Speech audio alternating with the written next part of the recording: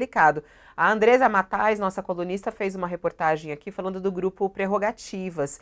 O grupo Prerrogativas é um grupo que reúne advogados ligados ao governo e, segundo aqui a coluna da Andresa, fez um pacto de silêncio em torno das denúncias do suposto assédio sexual. A presidente do Me Too, a Marina Ganzaroli, a ministra Aniele Franco e os dois ministros que também irão investigar o caso, Jorge Messias e Vinícius Carvalho, são, por exemplo, do Prerrogativas. Silvio Almeida também fazia parte do grupo de advogados até pouco tempo, ele deixou de participar após as divergências com alguns integrantes. No entanto, nos eventos presenciais do Prerrogativas, o ministro sempre foi presença garantida. E aqui ela traz aqui o silêncio do Prerrogativas e de outras entidades que ainda não se posicionaram. Esse posicionamento deve chegar aos poucos, né, ô Josias? Porque, pelo que a gente vê, o Lula quer celeridade, como você mesmo falou, e parece que até já teve reunião há pouco, né? A gente teve aí uma comissão no governo, coloca aquela notícia pra gente, Luísa, a Comissão de Ética da Presidência da República faz nesse momento uma reunião, não sei se já terminou ou não, mas faz nesse momento uma reunião de emergência sobre Silvio Almeida. A Comissão de Ética da Presidência da República está reunida na manhã de hoje para decidir sobre o procedimento investigatório contra o ministro. O encontro extraordinário da comissão foi confirmado, a reportagem, por um dos integrantes. Começou às 10 horas da manhã e é na sede do colegiado que fica no Palácio do Planalto. Então tá aí, reunião da Comissão de Ética da Presidência analisando o caso Silvio Almeida. A gente deve ter uma resposta ainda hoje, né, Josias? Deveria ter tido a resposta anteontem, né, Fabiola? O governo está agindo com atraso nesse caso, né? Embora muita gente diga que o caso é complicado, na verdade o caso é relativamente simples, né, Fabiola? É simples como o ABC. A, nós estamos falando de um crime, né? Crime tipificado no Código Penal.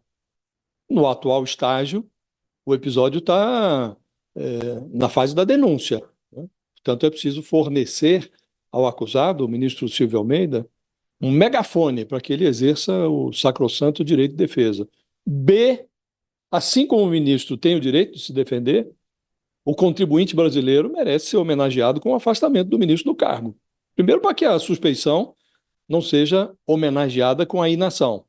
E segundo, para que a Polícia Federal possa exercitar com mais desenvoltura a sua obrigação constitucional de investigar. E C, sem prejuízo de reconhecer todos os méritos, e o ministro de fato tem muitos méritos, méritos acadêmicos, méritos literários, sem desmerecer os méritos do ministro, é preciso respeitar as mulheres que se animam a denunciar casos de assédio. O crime já tem uma pena michuruca, 2 anos de reclusão. E a mulher que denuncia, ela deve ser louvada e preservada, né? Porque não está lutando só contra um agressor, e aqui nós estamos falando de um agressor ainda nesta fase hipotético. A investigação vai dizer se o ministro tem culpa ou não tem. Mas as mulheres que evoluem do estágio da agressão para a denúncia da agressão, elas estão brigando com uma cultura machista que trata como se fosse normal, o que é absolutamente abjeto. Então é preciso respeitar essas mulheres. É preciso dar a elas todo o conforto, toda a possibilidade de expor o que aconteceu, e é o que se espera que faça agora a Polícia Federal. Sem expor as vítimas, vai recolher lá, os nomes delas estão lá com essa ONG Me Too. Não é denúncia anônima, elas se identificaram, apenas os nomes estão sendo preservados. Está aí também a ministra Aniele, em algum momento vai ter que falar, se não espontaneamente, depois que o nome dela já está no noticiário, né? Vai ter que falar a Polícia Federal, né? Então, o caso vai ser elucidado. Então, é simples, Fabiola, como disse, simples como o Aliás, ABC, é preciso esse ponto. tratar. Aí você vê quão cretina é a manifestação desse quaquá. É preciso dizer que, embora todo mundo, é folclórico, é um deputado federal e é vice-presidente do Partido dos Trabalhadores. Ele é vice-presidente do PT. Então vem o sujeito, não, o Silvio Almeida merece perdão cristão. Na falta de provas, e na sombra da disputa política, mesquinha, ele merece todo o perdão. Não é concebível, isso é uma manifestação cretina, né, de alguém que, insisto, é vice-presidente do Partido dos Trabalhadores.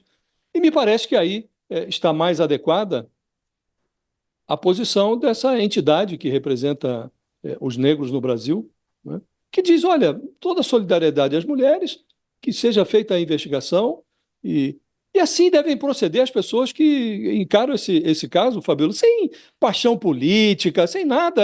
É um crime, é uma denúncia de crime. Então, crime precisa ser investigado. Se o denunciado é inocente, é preciso que a inocência dele seja demonstrada com toda a celeridade, né? Se é culpado, é preciso que ele seja punido. Então é muito simples. O caso realmente é de uma simplicidade absurda até, Fabiola. Então é preciso tratar como ele deve ser tratado. É um crime, vai ser investigado. É culpado, que seja punido. Não é? Então, que seja restabelecida a sua Uma reputação. coisa, Agora, uma não dá coisa. para fingir que não está acontecendo. O pessoal tá falando aqui, eu adoro quando o Josias fala o que eu gostaria de falar. Cretino! Que bom, né, Pois Otales? é. Porque sempre chamam a gente de cretino. Agora foi pra outra pessoa, foi pro Quaquá, esse cretino. Ô, Cris, agora voltando, né, eu tô tentando relaxar porque tá pesado, entendeu? Ó, ô, Cris, só um ponto que eu acho muito importante.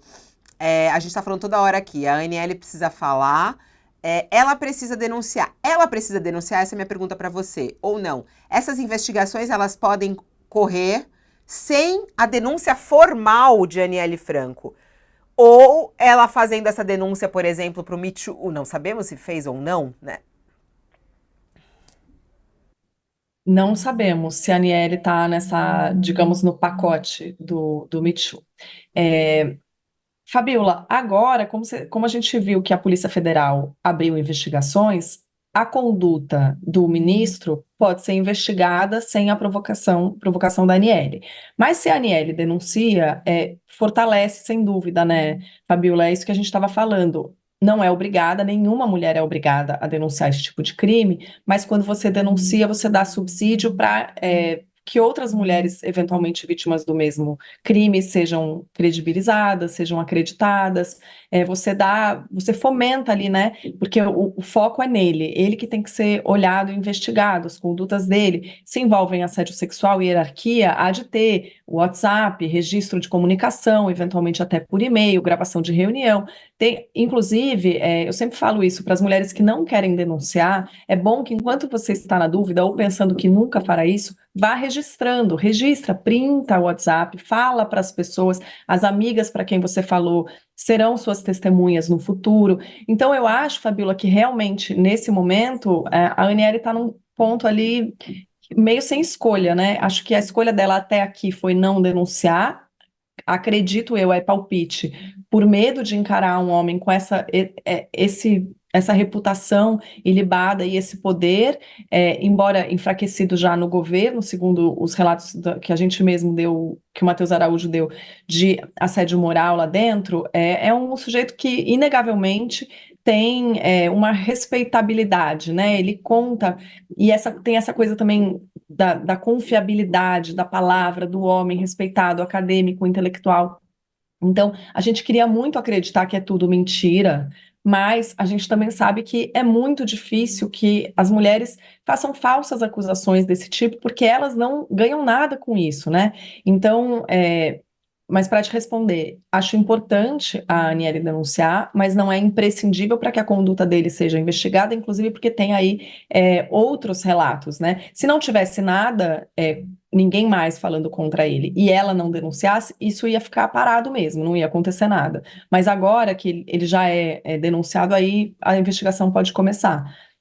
Mas eu dou força aqui, Fabíola, eu acho que agora é importante, acho que agora realmente ela vai falar, imagino que ela esteja, enfim, ninguém dormiu essa noite, né, Fabíola? Imagino que ela esteja planejando como fazer isso, se vai dar uma coletiva, se vai soltar uma nota, se vai se pronunciar nas redes, se vai escolher uma pessoa, uma jornalista para conversar. Não sabemos como a Aniele fará isso, mas hoje deve ser um dia intenso de reuniões em Brasília, né? Inclusive com o ministro Silvio Almeida, que está em avaliação se cai hoje, se não cai, se vai sair do cargo enquanto é investigado. Acho que a expectativa é essa, mas a gente espera que a Aniele se pronuncie, sim, Embora realmente, como eu disse antes, eu sinto muito por isso, porque é um crime que, no fim, né, Fabiola, gera vergonha, culpa e medo nas mulheres. Todas as palavras que eu falei aqui, por que que a Aniele não falou até agora? Por medo.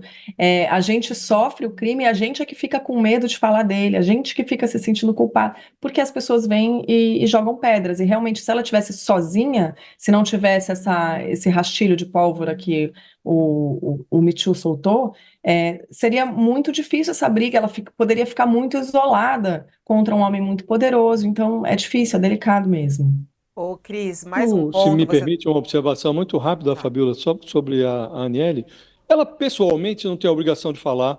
Juridicamente, ela poderia falar no escurinho ali do inquérito policial. Agora, politicamente, ela vai ter que falar, porque o Lula precisa dar uma resposta política a esta crise que se inaugurou com a denúncia que agora está no noticiário contra o ministro Silvio Almeida. E para que o presidente tenha um mínimo de fatos que o levem a tomar essa providência, ele vai ter que ouvir a ministra que está exposta, que é a Aniele. A Aniele vai ter que dizer lá para ele, meia dúzia, já disse para a Janja, ele já sabe o que se passou, mas ele vai ter que escorar a sua decisão em algo. E esse algo, hoje, o mais palpável de que dispõe o Lula, é o depoimento da ministra Aniele. Então, ela vai ter que falar para o presidente: olha, aconteceu, foi assim, foi assado, e o Lula vai ter que utilizar este depoimento da Aniele. Insisto, ela não tem obrigação nenhuma de falar em público, pode falar ali reservadamente para a polícia. Agora, do ponto de vista político, ela é como que intimada pelas circunstâncias a aparecer, a dizer algo, para que o depoimento dela ou a fala dela, em base de alicerce para que o presidente Lula tome a decisão política que ele já deveria ter tomado há muito tempo. Nem que seja por uma nota, né? Porque eu Fabiola, imagino que deve ser muito doloroso para uma mulher vir a público falar isso numa entrevista coletiva, começar a ser pressionada, o que que foi feito. Você está falando aí como uma ministra de Estado e por uma crise política que se instala no governo diante de um caso grave desse, né, envolvendo dois ministros e que representam muita coisa para o nosso país. Os dois ministros, como o Thales falou desde o início da nossa conversa aqui, o Thales deu destaque a isso. A gente está falando de dois ministérios muito importantes e que se conectam, né? A gente está falando, né, a conexão ali dela com ele nesse sentido, num trabalho de direitos humanos e de combate ao racismo no nosso país. E aí um posicionamento dela, eu só acho esse ponto também, né? Trazendo aqui o meu olhar também como mulher, né, Josias? Eu entendo isso que você fala de um posicionamento dela, mas eu acho que talvez uma entrevista deve ser muito constrangedora. Você chegar a público e falar, olha, realmente. Ela pode, inclusive, dizer publicamente Fabiola, para o jornalista: olha, o que eu tinha a dizer já disse para o presidente. Ponto. Ponto. É, Tá, é isso. Fala, com essa Thales. declaração, ela vai estar dizendo: olha, confirmei lá para o presidente e as providências serão adotadas e tal. Ponto, não precisa. Eu concordo com você. Coletiva, ficar se submetendo a questionamentos de repórteres e tal, nada disso. Ela apenas Fala. vai ter que dizer, negar ou confirmar de alguma maneira, né? Thales.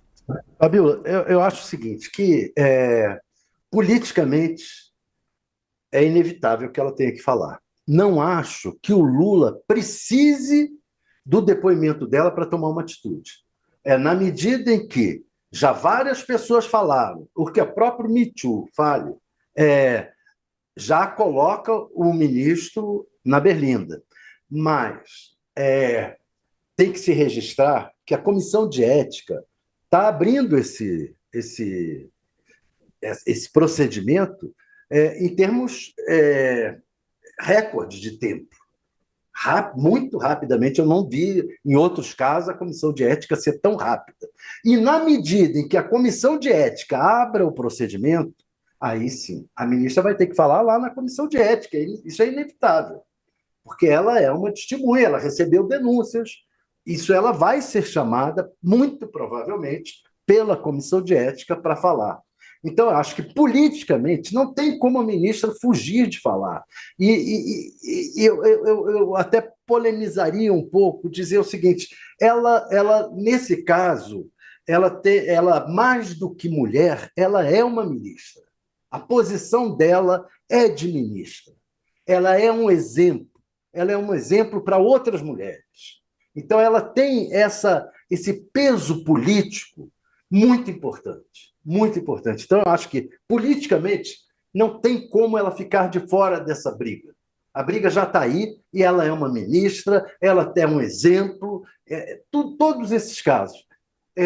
Agora, juridicamente, etc., para o Lula tomar uma decisão, aí já tá com todo o prato na mesa, já está com todos os dados para dizer, senhor ministro, não dá para o senhor ficar. É a mesma coisa lá do Juscelino. Não precisa provar agora. Saia. Vá provar lá fora e depois você pode voltar ou não voltar. Mas agora não é hora de esperar a aprovação. Saia. Tá aí, forte palavra do Thales. O Posso? Thales, muita gente falando assim, aqui nessa mesma linha no nosso chat. Aliás, tem bastante coisa aqui. A Denise, ela diz o seguinte: só uma mulher sabe o que se passa na nossa cabeça quando a gente sofre algum tipo de assédio, de abuso. É um misto de vergonha, de revolta, de culpa.